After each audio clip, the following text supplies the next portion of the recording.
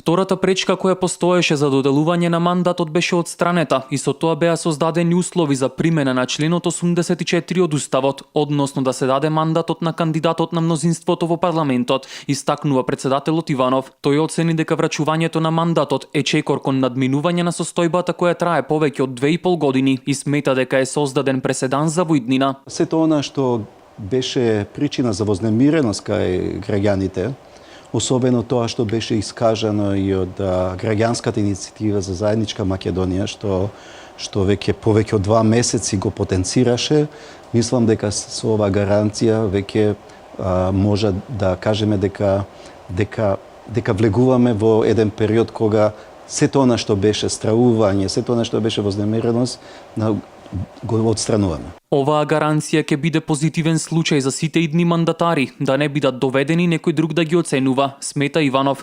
Тој посочува дека ниеден акт не може да ја доведе државата во подредена состојба и зависност од друга држава. Мислам дека со денешниот чин, кога господинот Зоран Заев, кандидат на мнозинството во собранието, и со изјавите на лидерите на албанските партии кои го поздравија чинот на доделување на мандат, дека можеме да разговараме сосем за други теми, а ова да го оставиме во винатото за нешто што треба да биде поука, кои прашања се пречувствителни и дека тие прашања едноставно не смеат да бидат предмет на партиска дебата.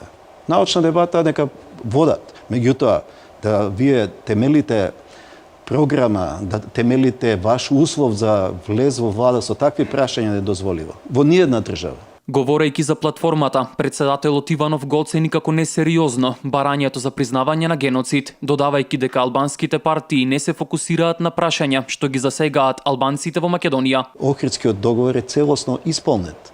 Во Македонија имаме околу 300 училишта на албански јазик, околу 40 имаме средни училишта на албански јазик, имаме 2 државни универзитети, еден меѓународен универзитет, што е приватни универзитети. Имаме преку 20 албански медиуми, радио, телевизија кои известуваат на национално ниво. Значи, треба сега да се замислат прашањата кои ги преокупираат младите албанци и албанки. Зошто тие масовно се иселуваат од Македонија? Зашто најобразованите млади албанци ја напуштаат Македонија? Зашто најголем број, речиси и сите, со исклучок на 20 од странските борци од Македонија кои се во Сирија и во Ирак се албанци? Кој води сметка за тие млади деца да бидат заведени и да си одат како екстремисти од Македонија, да ни се враќат како терористи? Зошто има толку негативни тенденции меѓу младите? Не само кај албанци, кај сите. Меѓутоа, очигледно е дека тие прашања ги оставаат да ги решават државните институции, а тие како представници, односно која добиле нивната доверба, бидејќи за нив гласале, тие се бават со други прашања кои не се од интерес за младите албанци. Со реформи, со прифаќање на европски стандарди, европски принципи, ќе имаме на некој начин релаксирање и меѓуетнички, меѓурелигиски и меѓујазични, бидејќи ќе задоволуваме европски стандарди, заклучи претседателот Иванов.